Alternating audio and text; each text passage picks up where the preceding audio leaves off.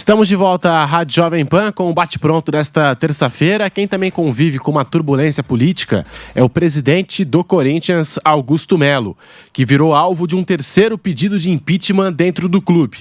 Nesta segunda-feira, o conselheiro Paulo Roberto Bastos Pedro, membro trienal do CORE, Conselho de Orientação do Corinthians, entrou com uma petição para pedir o impedimento do dirigente com base na reprovação das contas de 2024. No relatório protocolado no Conselho Deliberativo, além da rejeição aos números apresentados por parte da votação entre os conselheiros, Paulo Pedro se apega às recomendações do Conselho Fiscal e do CORE contra as contas pelo déficit de 181,8 milhões de reais e o aumento no endividamento do Corinthians. O passivo do clube atingiu 828 milhões de reais, que, segundo cálculos da diretoria, contam receitas a receber e resultam em 407 milhões de reais em dívida bruta. Daí, portanto, a situação vivida pelo Augusto Melo. Agora a gente tem também uma nota da Gaviões da Fiel, a principal torcida do Corinthians, anunciou uma mudança de posição e informou que, a partir de agora, já não se opõe mais ao possível impeachment do presidente do clube, o Augusto Melo. E a gente tem a arte aqui, a nota oficial da Gaviões da Fiel, para você que se liga no Bate-Pronto em todas as plataformas aqui pela Jovem Pan. Então, o comunicado da Gaviões. Abre aspas. No último sábado, a diretoria do Gaviões da Fiel se reuniu com seus associados para apresentar o trabalho de fiscalização no Corinthians e expressar a crescente preocupação com os rumos do clube. Diferentemente de momentos anteriores, quando o Corinthians lutava contra o rebaixamento e buscávamos um fim de ano em paz entre todos os corintianos, e diante do cenário crítico atual, o Gaviões da Fiel não irá se opor a nenhuma reunião que paute a proposta de impeachment do atual presidente. Essa decisão é motivada pelos fatores graves. E aqui lista a torcida do Corinthians. A repetição de erros de gestões anteriores, como problemas recorrentes na base e nomeações com viés político, mostra falta de aprendizado e compromisso com o clube. A gestão está em desmanche, com alto rodízio em cargos importantes e retorno de figuras antes opositoras, o que levanta dúvidas sobre os reais interesses por trás dessas movimentações. A falta de transparência e de respostas a questionamentos feitos em reuniões do Conselho e em outras instâncias é inaceitável.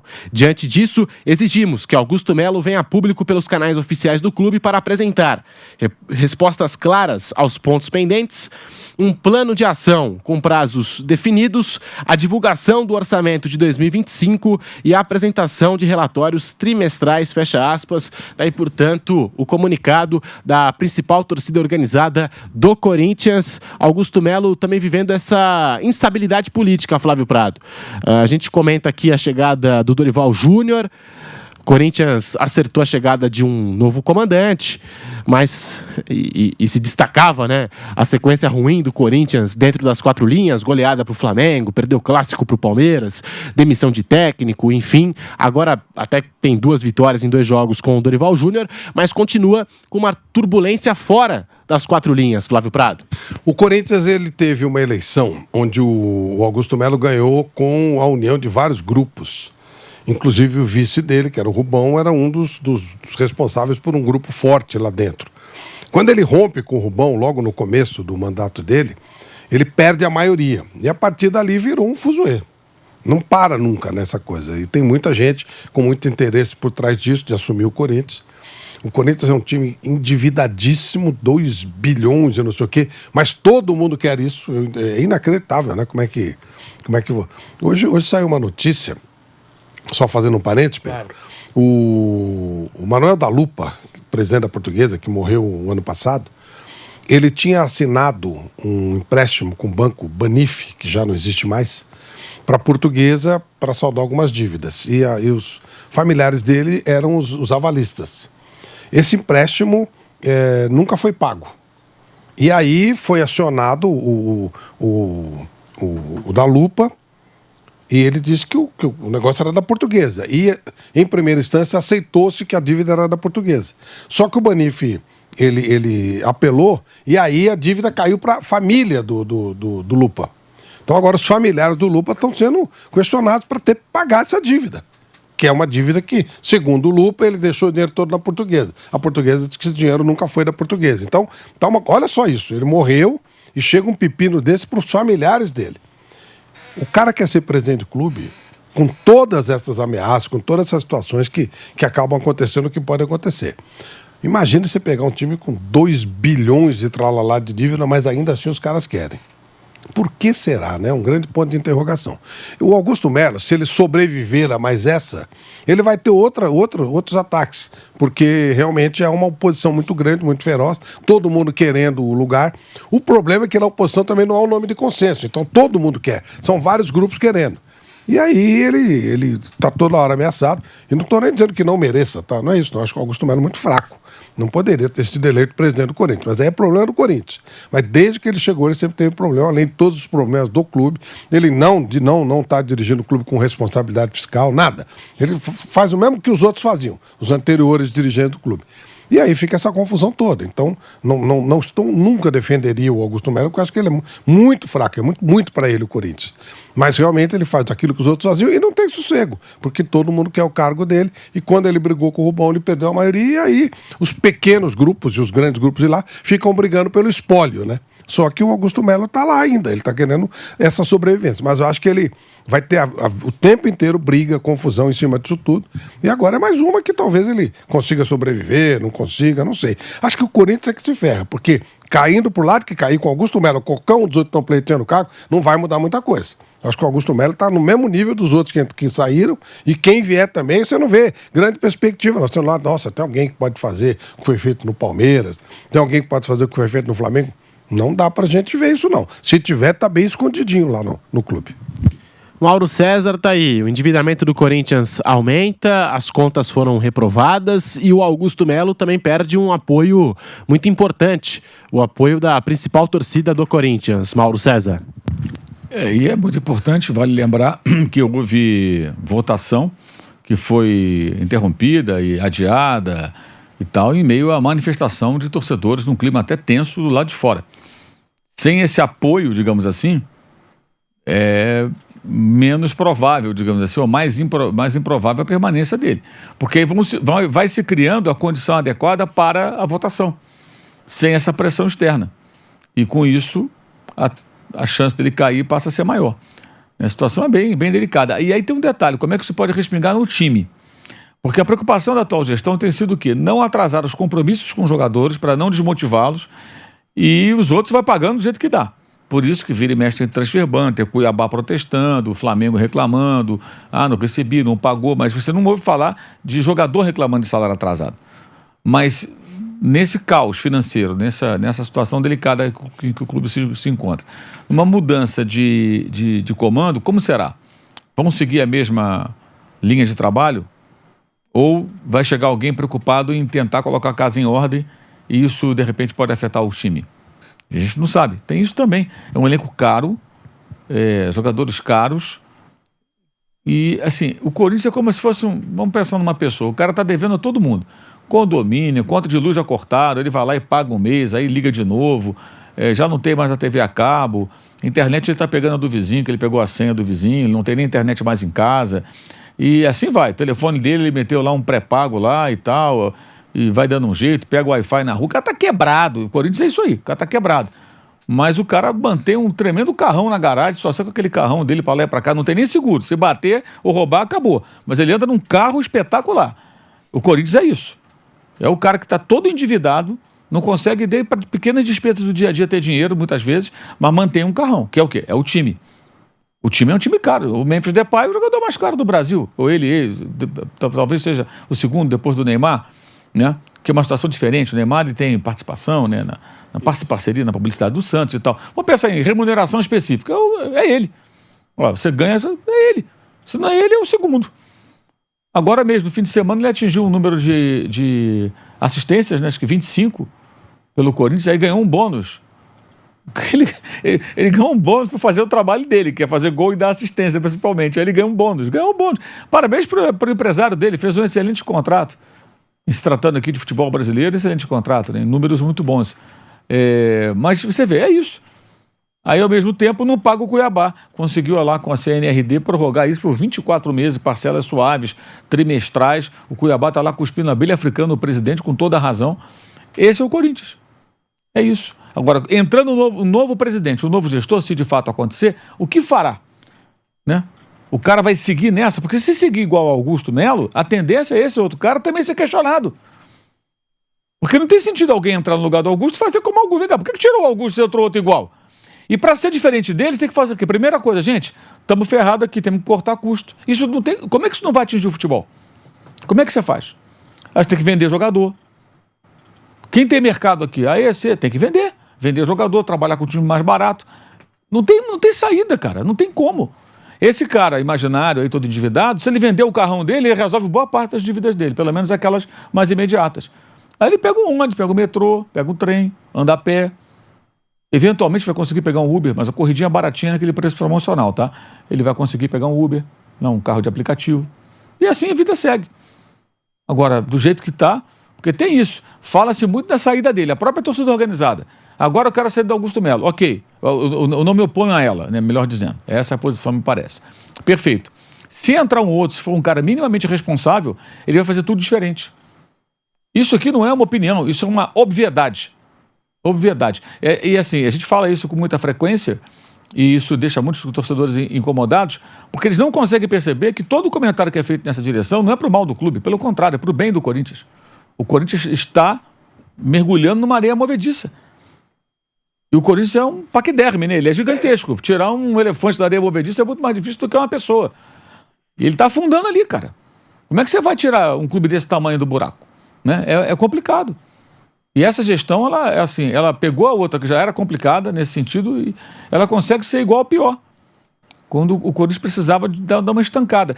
Vê o caso do São Paulo. São Paulo está numa discussão o tempo todo porque não pode gastar, mas pelo menos está havendo uma trava ali. Você vê que o Calera se machucou, aí inicialmente falaram que iam contratar alguém, né?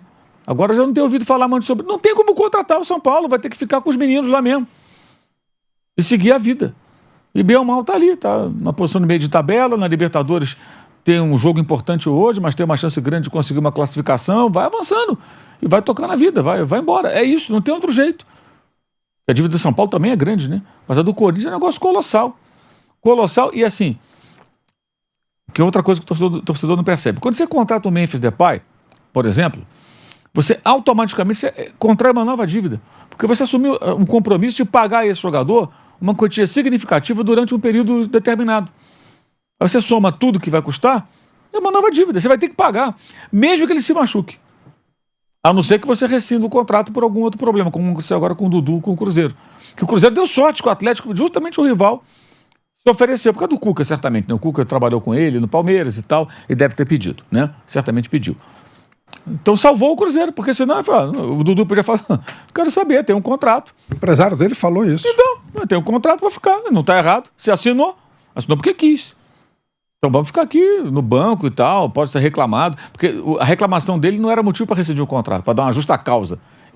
No máximo um esporro, né? Porra, Dudu, se for em público reclamar, peraí, mas não para chegar nesse ponto. E o Atlético meio que salvou o Cruzeiro de um problema aí financeiro, de ficar pagando um jogador que ia ficar no banco, pelo jeito. Certamente ia ficar no banco, né? Então, essa é a situação. Quem entrar, se entrar alguém, se for igual, a lógica é também pedir impeachment desse cara. Se for diferente, isso vai ter impacto provavelmente no time de futebol. E aí o torcedor tem que ter maturidade e entender. Cara, nós estamos ferrados aqui, cara. Você quer o quê? Que o seu clube... Vou até fazer um breve comentário sobre outro clube. Prestem atenção na situação do Lyon no futebol francês. O Lyon sofreu derrota no fim de semana, está fora das competições europeias, as chances são remotas de conseguir classificação para a Champions, então. E há pouco tempo estava lá, o John Textor trocou o técnico, não melhorou com o Paulo Fonseca, não melhorou, o time está mal colocado, está ainda sob ameaça de rebaixamento à segunda divisão, por não cumprir lá as normas do fair play financeiro. Então você está todo encalacrado. Como isso vai impactar no Botafogo? A gente não sabe ainda, mas pode impactar terrivelmente. O clube Botafogo, clube social, já tem uma recuperação judicial. Imagine a SAF do Botafogo entrando em recuperação judicial. Pô, você está fazendo uma previsão catastrófica? Não, estou levantando uma possibilidade real diante do cenário que você vê do clube, que digamos assim, a matriz, né? A matriz não, mas Se a empresa dele, a Eagle, né, fosse um shopping, o Lyon seria aquela loja principal, sabe, do shopping, aquela que atrai as pessoas, aquela loja grande e tal, o Lyon, né? Aí o Botafogo vem um pouco ali, o Molenbeek pequenininho, aquela lojinha que tem café e tal. E o Crystal Palace nem é dele totalmente, é 40 e poucos %, então fica ali como um anexo ali. E assim vai. É isso, o Lyon é o principal clube dessa holding. E o Lyon está numa crise, eu estava lendo aqui umas matérias aqui, lá da imprensa francesa, assim, é uma crise sem precedentes. O clube está numa situação delicadíssima. Como isso vai impactar no Botafogo, que é o campeão brasileiro? Não sabemos ainda. O que ele vai fazer? A gente não sabe, assim. Essa incerteza é que eu acho um negócio terrível. Então, tem vários clubes aí no Brasil que realmente, olha, perspectivas bem preocupantes. O que chama atenção, Mauro, Bruno, Flávio, é que Palmeiras e Flamengo dominam aqui o futebol brasileiro sul-americano há mais de uma década. E clubes como Corinthians, como São Paulo, foram citados aqui, entre outros, citando clubes do eixo Rio-São Paulo, Botafogo, enfim, eles poderiam se guiar pelos exemplos de Palmeiras e Flamengo. Basta procurar os jogadores que passaram pelas duas equipes antes da reestruturação financeira de Palmeiras e Flamengo. Palmeiras e Flamengo brigaram contra o rebaixamento antes de disputarem os títulos. Por que eles não seguem Palmeiras e Flamengo e querem ir na contramão, gastando aquilo que eles não têm? Porque o remédio é amargo, né? O remédio é amargo. Para você passar por esse processo, você tem que abrir mão de muita coisa, você tem que jogar com um time mais fraco, você vai correr o risco de rebaixamento. Palmeiras quase foi rebaixado, Flamengo teve time que poderia ser rebaixado. Você tem que priorizar pagar dívida, acertar as contas. A torcida te cobra e você tem que falar pro cara, olha, não adianta, não tem dinheiro. Sabe? Eu vou comparar de novo com a vida de uma pessoa. Imagina assim, você tem 4 caras, os caras têm a mesma doença, vão no mesmo médico, dá o mesmo, tá todo mundo doente, assim. Olha, seu tratamento agora é esse, você não pode comer isso, você não pode beber aquilo, você tem que fazer atividade física, tem que tomar esse remédio. Se não fizer nada disso, não perder tantos quilos, você vai morrer. Aí o cara vai lá, aí 2 deles vão lá e falam, não, toma um remédio direitinho, acorda, dá uma caminhada, faz musculação, não bebe mais, não come uma opção de coisa que não pode comer fritura, não pode comer doce, não pode comer não sei o quê. Aí esses caras emagrecem, melhora a saúde, as taxas melhoram e eles ficam vivos. Os outros 2 enchem a cara, come de tudo, sedentário, não quer saber de nada. Vai morrer. Claro que vai morrer. É evidente, a chance, a não ser que o outro asa ter um infarto, alguma coisa, ser atropelado, acontecer alguma coisa. Mas a tendência é essa, assim é. Todos estavam doentes. Alguns vão acentuando a doença, porque continuam fazendo tudo errado. Esses 2 seguiram uma receita lá. O médico falou, faz isso, eles fizeram. Porque a gente não pode esquecer que o Palmeiras ainda teve ali alguém ajudando, que foi o Paulo Nobre. Mas o Paulo Nobre reestruturou o Palmeiras na parte administrativa e financeira, mudou o funcionamento do clube, emprestou dinheiro a juros baixíssimos, né, que nem pai para filho tem. O Palmeiras depois pagou a ele. Esse é o grande salvador do Palmeiras. E o Flamengo teve a sorte, um grupo de pessoas que chegaram lá, botaram a casa em ordem, mudaram radicalmente a forma de gerir o clube, né? E são clubes que têm capacidade de faturamento, se reergueram. Tanto o Corinthians quanto o São Paulo têm essa capacidade, mas não a utilizam. O São Paulo ameaça agora fazê-lo, mas ainda é um prazo muito curto. Então eles têm condição de gerar. Outros clubes é mais difícil. Caso do Botafogo, que eu citei agora. O Botafogo não tem a capacidade de gerar receita do Corinthians, do São Paulo, do Palmeiras, do Flamengo. Ou de um Vasco. O Vasco. O Vasco já foi no médico errado agora, né? Que acertaram como safra lá daquela 777 que já foi para o espaço. Então o Vasco ainda foi e fez o tratamento errado. Que é um tratamento assim daquele limite, sabe? Do cara que já está no final, quase experimental. Para ver se salva o paciente que está bem doente. Então é isso, esses 2 doentes se trataram, os outros não se tratam, gente. O São Paulo agora meio que tardiamente tenta fazer alguma coisa, o Corinthians continua na vida louca, não quer saber. Então não tem como, sabe? Porque o remédio é amargo. É difícil, né? O que eu quero dizer é o seguinte, qualquer pessoa que não passou por isso conhece alguém assim. Porra, não é fácil o cara da repente ter um ritmo de vida, o médico veio falar, você tem que fazer isso. Aí você começa a ter que ter uma vida mais regrada e tudo, para você conseguir se manter. E o Corinthians não faz isso, sabe? É claro que é prazeroso você poder fazer tudo que você tem vontade, não ter compromisso com... Como é legal ver um time bom em campo, mas para você ter esse time bom, você tem que ter uma base. E eu acho impressionante a dificuldade de boa parte das torcidas, no caso do Corinthians, isso me escandaliza um pouco, de compreender algo tão simples. E de não entender os comentários, como esses que a gente faz aqui, como algo que é um alerta necessário. Porque é muito fácil chegar aqui e falar bobagens do tipo, o Corinthians não pode ter um time ruim, esse não é jogador. Não, você vai ter o time que você pode, cara. E continua nisso. Fora os torcedores que perdem fair play financeiro. Como se isso fosse acabar com Palmeiras e Flamengo. Pelo contrário, se for instituído o fair play financeiro, para Palmeiras e Flamengo é ainda melhor. Aí é ignorância, né? Na acepção da palavra. O cara não sabe o que significa, então ele pede fair play financeiro. Ao contrário, se tiver fair play financeiro para esses dois e para alguns outros que são organizados, para eles vai ser muito melhor, porque eles têm... O fair play financeiro regula o seguinte: você tem que gastar dentro daquilo que você arrecada, dentro da sua realidade. Então, se você tem dívidas, você não pode... eu arrecado muito, mas você deve muito, então você não pode gastar, porque você tem que pagar a sua dívida primeiro, né? E aí ele pune com perda de pontos, com rebaixamento. É o caso do Lyon, que eu acabei de citar. O Lyon, na França, provisoriamente está rebaixado. Ele pode reverter isso, atingindo metas financeiras de venda de jogadores que ele não conseguiu. E aí tem uma coisa assim, numa situação como essa, se tivesse que fair play financeiro, aí o Corinthians tem que vender jogador, tem que pagar essa dívida aqui. Quem vai comprar sabe que você está na pior, então vai tentar comprar em baixa. Você vai receber propostas. O Cherki, o principal jogador do Lyon, até hoje não saiu. Por que ninguém leva? Por que nenhum time inglês chega lá com uma proposta para arrebentar? Porque os caras sabem que eles estão na pior. Então vai esperar. Deixa terminar a temporada que a gente vai levar ele meio mais barato. Ao invés de pagar 50 milhões de euros, vou pagar 25. Alguma coisa assim.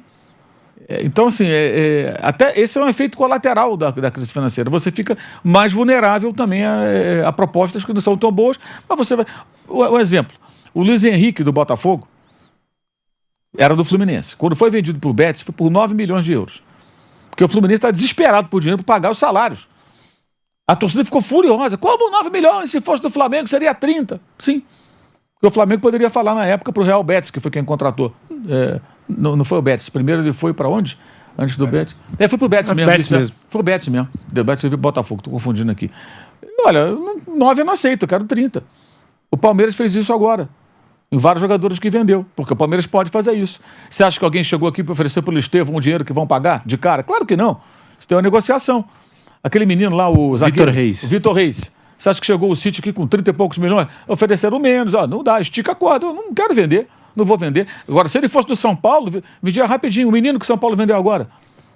William Gomes. O William Gomes, Sabe teve o Moreira também. Um pouco menos de 10 milhões de euros então, pro Porto. Se fosse do Palmeiras, não ia vender por menos de 10 milhões, gente. Justamente quando o garoto começou a se destacar, foi vendido por menos de 10 milhões, porque o São Paulo precisa do dinheiro. Enfim. Bruno Prado, tá aí. A pressão cresce para cima do Augusto Melo. A gente comentando aqui alguns exemplos de gestão e os mais claros, né? Flamengo e Palmeiras. E esses times vão na contramão e querem competir, né? Com Flamengo e Palmeiras. Só que é difícil. Você pode até competir por um certo período de tempo, mas a longo prazo, os projetos de Palmeiras e Flamengo vão continuar dominando o futebol. E parece que sim, que eles vão ter um domínio que pode, claro, um ano ou outro, ter um time que se encaixe, mesmo que tenha problemas, mas pode encaixar um bom time e competir. O Botafogo ano passado, por exemplo, foi campeão brasileiro, foi campeão da Libertadores. O Atlético Mineiro em 2021 foi campeão brasileiro, foi campeão da Copa do Brasil. Uma Copa, o Fluminense ganhou uma Libertadores, São Paulo ganhou uma Copa do Brasil. Isso pode acontecer, né? Porque o futebol brasileiro tem um equilíbrio. Palmeiras e Flamengo têm hoje essa força financeira, mas eles também têm os seus limites porque os jogadores, os melhores sul-americanos estão na Europa. Eles conseguem ter os melhores sul-americanos, nem coloco só brasileiros, mas sul-americanos, que estão à disposição do nosso mercado. Então, mesmo que eles tenham um time melhor, acaba não sendo tão superior tecnicamente a outros, que no mata-mata, principalmente no mata-mata, pode chegar no confronto e eliminar um dos dois. Então, vai ter, em algum momento, quem brigue. Mas qual é a diferença do Palmeiras e do Flamengo? Eles brigam todos os anos. O Botafogo brigou ano passado e ganhou. Esse ano não está conseguindo. O Fluminense ganhou a Libertadores há 2 anos. Depois não chegou mais perto de nada. O São Paulo ganhou a Copa do Brasil há 2 anos. O Galo ganhou lá em 2021. Até o ano passado, em 24, ele chega numa final de Libertadores, numa final de Copa do Brasil, mas briga para não cair no Brasileiro. O Palmeiras e o Flamengo estão sempre ali. Estão quase sempre entre os 3 primeiros do Brasileiro.